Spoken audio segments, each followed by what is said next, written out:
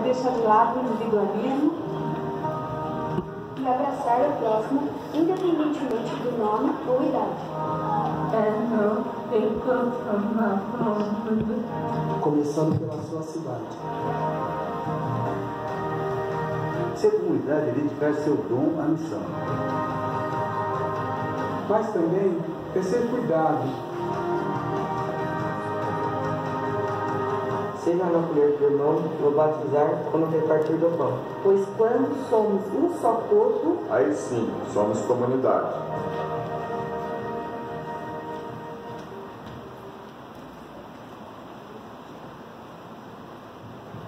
Mais uma vez, boa noite, meus queridos.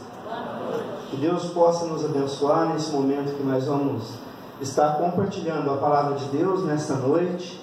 E esse tema que nós estamos trabalhando é vivendo em comunidade. É algo muito importante, né, para a gente poder refletir, para a gente poder pensar um pouco na comunidade que nós convivemos e fazemos parte, e como nós podemos contribuir, mas como também nós podemos ser abençoados nesta comunidade. E nós vamos então dar continuidade, né, na mensagem de hoje. E eu quero convidar você para nós estarmos meditando na palavra de Deus, no livro na carta de Paulo a Timóteo, a segunda carta.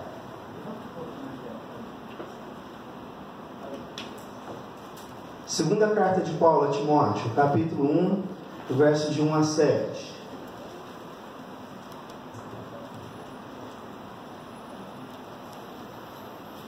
Hoje eu estou usando uma versão um pouco diferente, talvez a maioria. Essa versão chama Nova Versão Transformadora. Mas pode acompanhar aí na sua Bíblia, que vai dar tudo certo, tá bom? Segunda carta de Paulo a Timóteo, no capítulo 1, do verso 1 ao verso 7. A palavra do Senhor diz assim: Eu, Paulo, apóstolo de Cristo Jesus, pela vontade de Deus, enviado para anunciar a vida que Ele prometeu por meio da fé em Cristo Jesus, escrevo esta carta a Timóteo, meu filho amado. Que Deus, o Pai, e Cristo Jesus, o nosso Senhor, lhe dêem graça, misericórdia e paz. Dou graças por você, ó meu Deus, que sirvo com a consciência limpa, como o serviram meus antepassados. Sempre me lembro de você em minhas orações, noite e dia. Quero muito revê-lo, pois me lembro de suas lágrimas. Nosso reencontro me encherá de alegria. Lembro-me de sua fé sincera, como era de sua avó Lloyd e de sua mãe Eunice. Eu sei que em você essa mesma fé continua firme. Por isso, quero lembrá-lo de avivar a chama do dom que Deus lhe deu quando impus minhas mãos sobre você. Pois Deus não nos deu um espírito que produz temor e covardia, mas sim que nos dá poder, amor e autocontrole. Pai, em nome de Jesus, eu quero pedir que o Senhor nos abençoe, Deus, nesse momento de compartilharmos a palavra do Senhor, nesse momento, ó Deus, que nós estamos aqui na Tua presença, que nós possamos ser edificados pelo Espírito Santo do Senhor aqui nesta noite, Deus. Que a Tua palavra possa fazer diferença mesmo na nossa vida, Pai, em nome do nosso Senhor Jesus. Amém. Amém. Meus queridos, essa carta de Paulo a Timóteo, ela traz algumas coisas muito interessantes, e uma das coisas bem interessantes que nós, já aí no começo, nós já vimos, né? Paulo chamando Timóteo de meu filho, quando na verdade, né, Timóteo não era realmente o filho dele biológico, mas Timóteo era um filho espiritual. Timóteo acompanhou Paulo em muitos momentos da sua vida, inclusive Timóteo estava junto com Paulo em algumas prisões. Então eles tiveram uma experiência ali religiosa, uma experiência de amor um com o outro, de afeto, e essa amizade, né, foi tão profunda a ponto de Paulo chamá-lo de meu filho, né, amado, aquele que eu tanto quero. E como é lindo, né, esse tratamento, e daqui a pouco eu vou dizer mais um pouco sobre isso, mas essa amizade entre os dois, ela já nos desperta algo muito interessante quando nós falamos de viver em comunidade, onde esse amor ele precisa estar presente na nossa vida.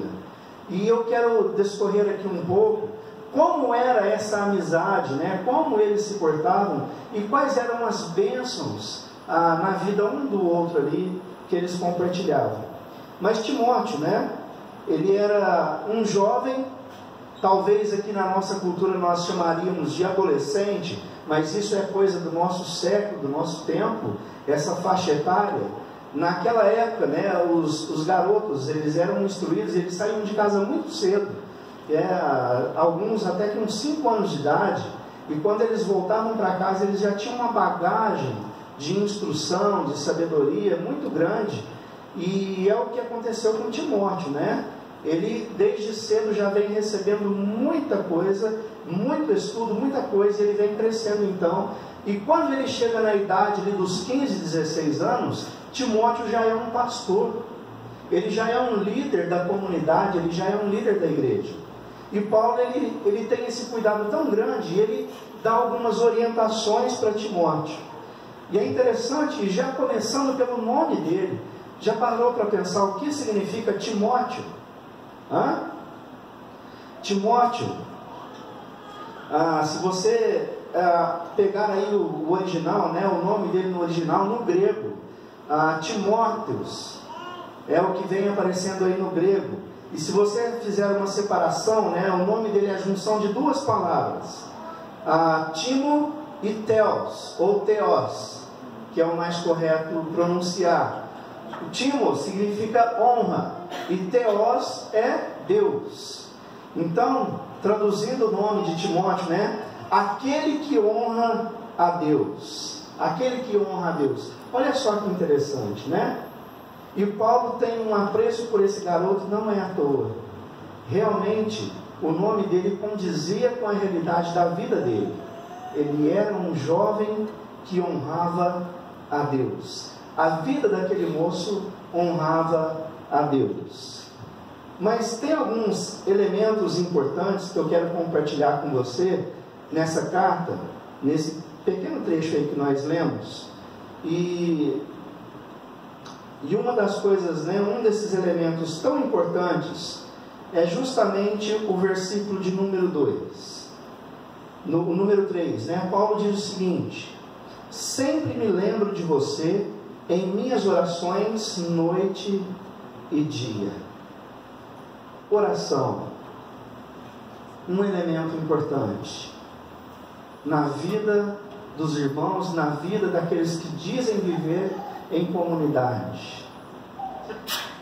Eu não sei se você já teve essa experiência de alguém orar por você, mas quando nós estamos passando por um momento de dificuldade, algum momento na nossa vida em que nós estamos precisando muito de uma ajuda, principalmente quando falamos na área da saúde, e quando você recebe uma mensagem ou uma ligação, e esse irmão ou irmã diz o seguinte: eu estou orando por você. Só quem está passando por esse momento sabe o que é isso, sabe a importância de alguém estar orando por você. Primeira coisa que nós temos que tirar aqui, que a comunidade, ela tem que ser uma comunidade onde os irmãos, eles oram uns pelos outros.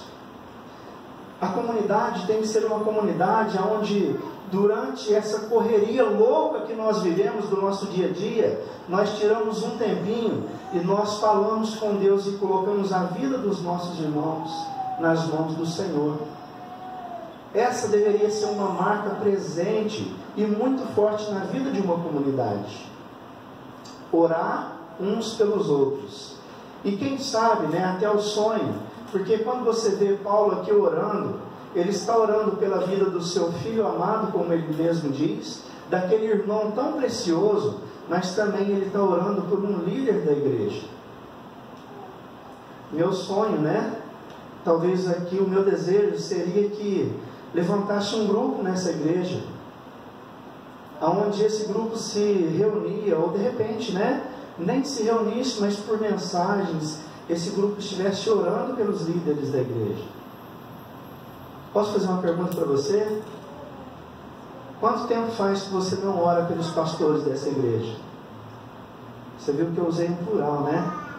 Estou falando só de mim não, pelos pastores dessa igreja. Quanto tempo faz que você não ora pela vida dos presbíteros desta igreja? Quanto tempo faz que você não ora pela vida dos diáconos? Daqueles irmãos que fazem parte do louvor, dos outros ministérios, do ministério infantil, do ministério de acolhimento, do ministério, dos vários ministérios que nós temos na igreja. A liderança precisa de oração. E Paulo tinha consciência disso. Ele estava orando para que Deus fortalecesse a vida e a mente de Timóteo, porque Timóteo era um líder da igreja.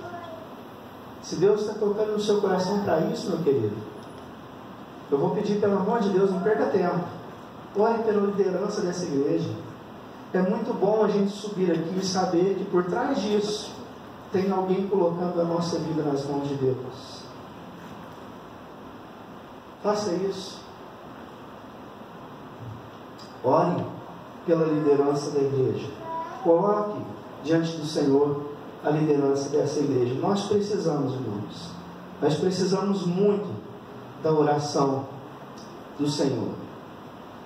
Da oração dos irmãos, colocando a nossa vida diante do Senhor.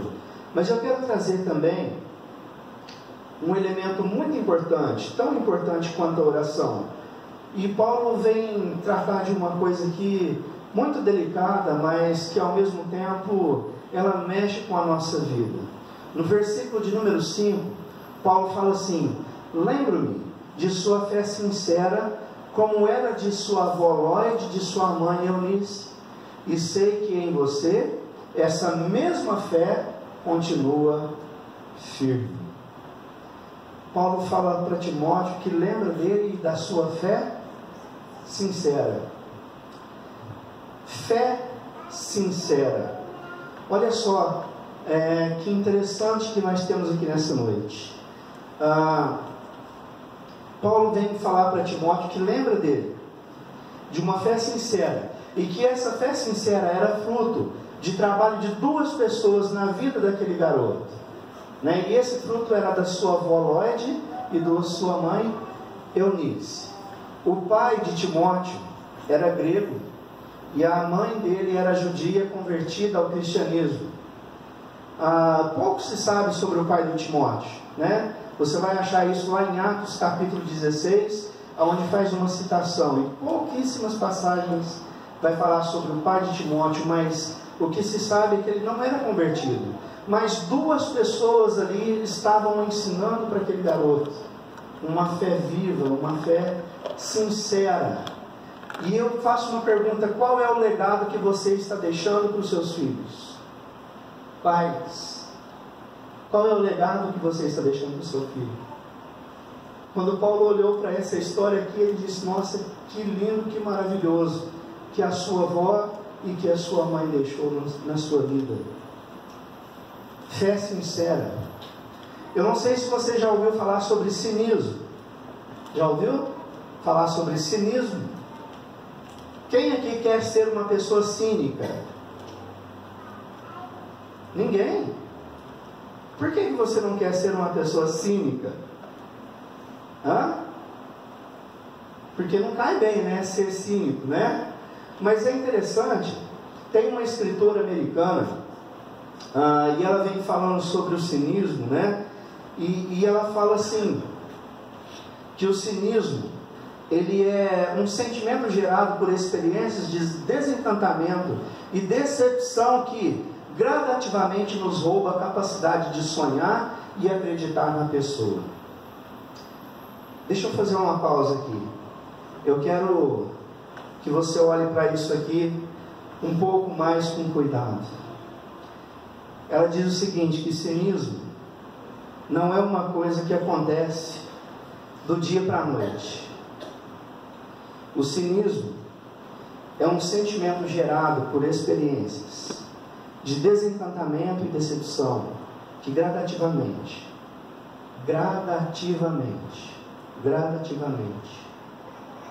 nos rouba a capacidade de sonhar e acreditar nas pessoas. Eu não sei se durante a sua caminhada você já se decepcionou com alguém.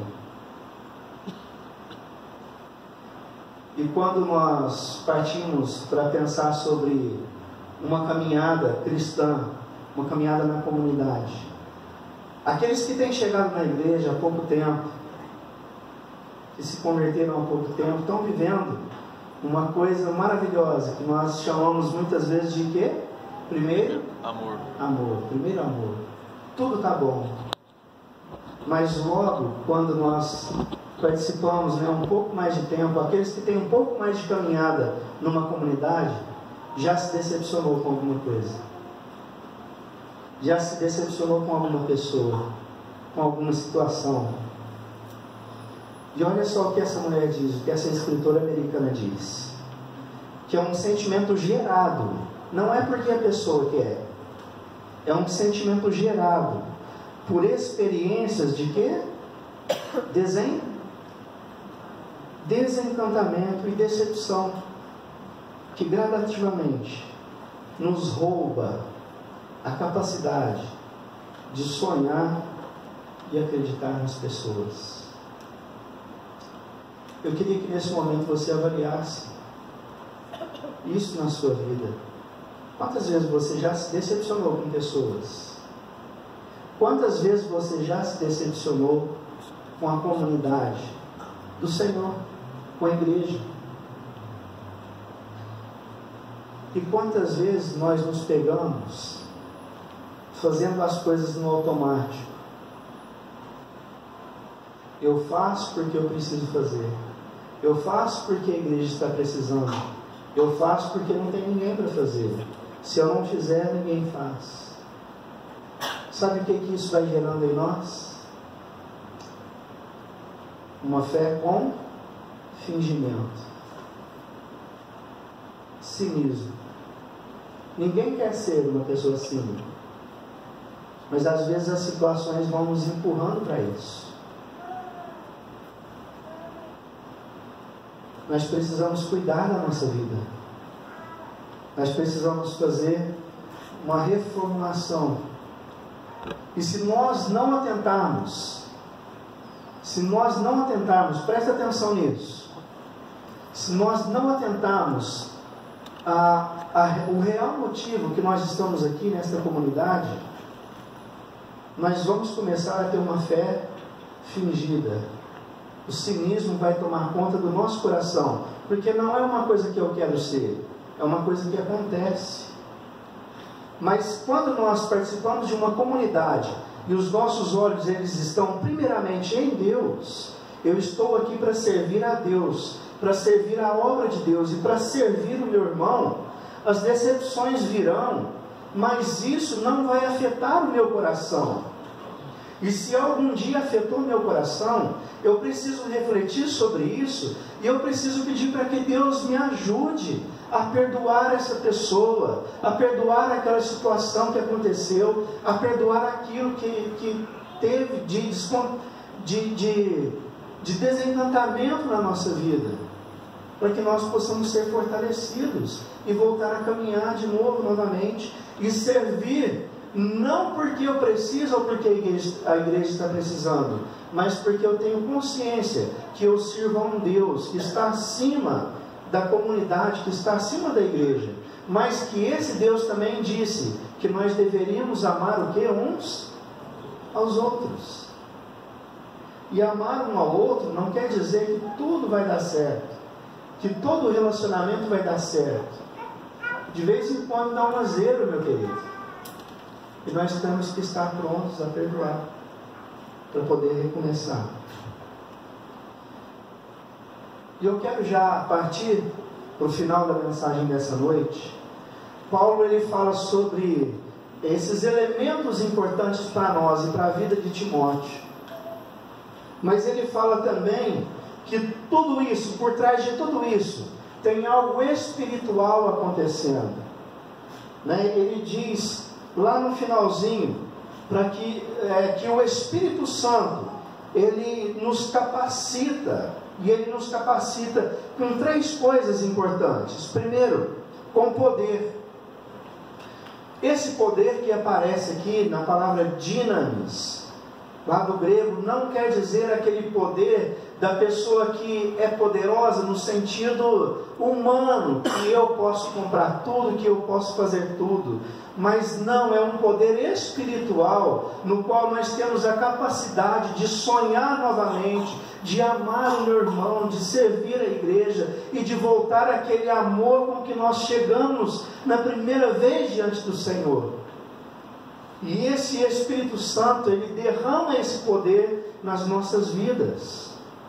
Mas Paulo também fala de uma outra coisa aí, se você acompanhar no último versículo que nós lemos, né? Que o Espírito Santo, ele nos capacita com poder, mas ele nos capacita também com amor.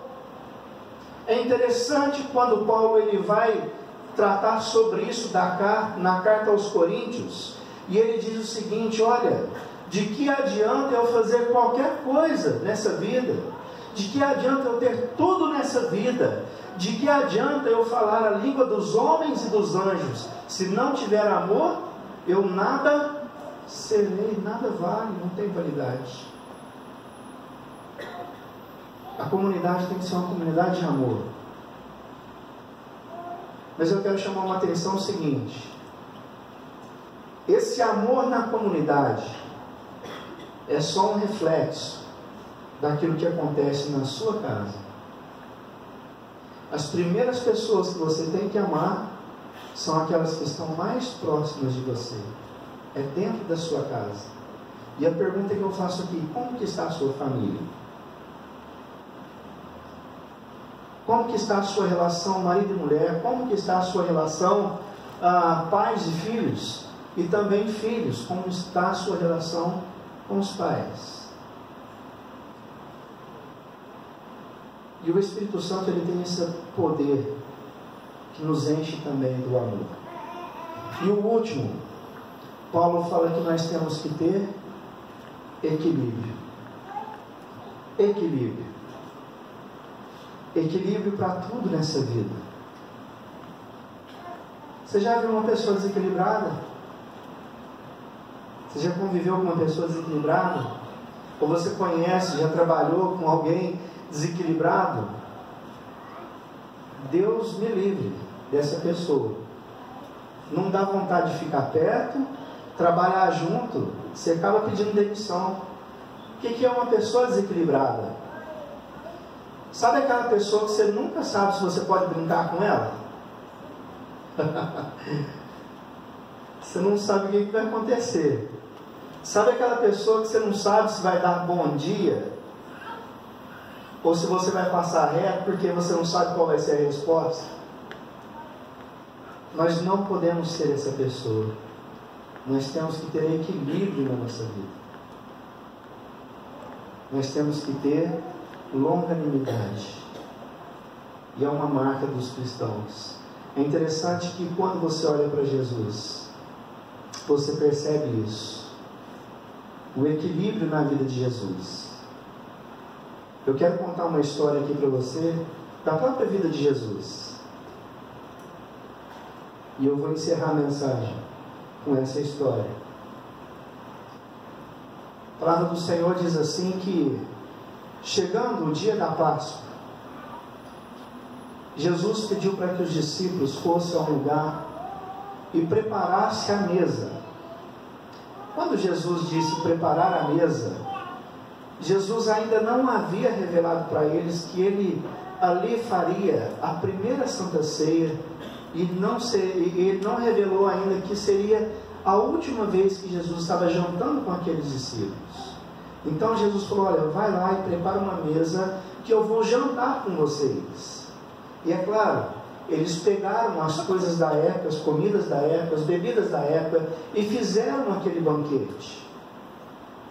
E quando Jesus fala: olha, está tudo pronto, tá, vamos lá então, eu quero jantar com vocês. Quando Jesus chega naquele lugar, ele senta ali com os discípulos, ele começa a ensinar sobre a Santa Ceia, ele parte um pão, ele deu graças, ele ensinou, olha, vocês vão fazer isso, porque eu vou entregar o meu corpo por vocês. Ele pega também um cálice, um cálice de vinho, e ele diz, olha, esse vinho representa o meu sangue que será derramado por vocês naquela cruz. Mas ele também diz uma coisa muito interessante. Jesus olha para aqueles homens e diz, um de vocês vai me trair. Um de vocês vai me trair. Sabe quanto tempo Jesus sabia disso? Sempre soube. Sabe o que aconteceu quando Jesus falou isso? Os discípulos começaram a perguntar, quem será? Quem será? Será você, Pedro? Será você, João? E você? E você? André? Felipe? Ninguém sabia quem era. Sabe por quê? Jesus levava consigo essas marcas. O poder do Espírito, o amor no coração e o equilíbrio. Jesus amava mesmo aquele que ia o trair. E muitas vezes nós deixamos de amar um irmão da nossa comunidade por muito menos. Muitas vezes nós deixamos de amar alguém da nossa própria família por muito menos. Vamos orar? Feche seus olhos.